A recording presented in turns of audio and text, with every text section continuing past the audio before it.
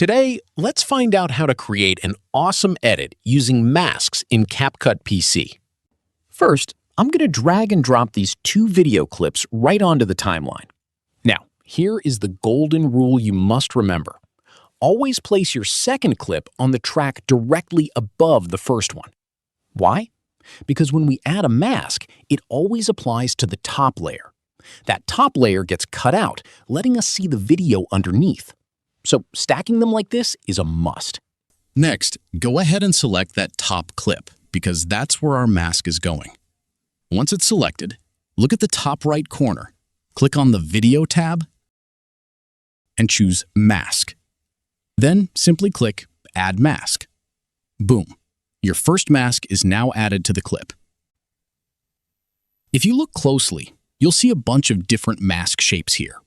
Circles, rectangles, stars, you name it.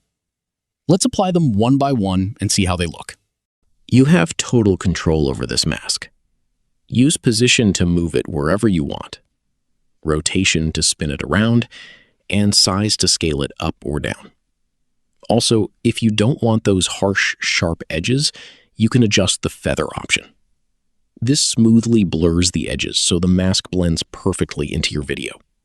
And hey, we don't have to stop at just one. We can add another mask right on top of this. Just click Add Mask again, and you can tweak the position, rotation, and feather just like we did before.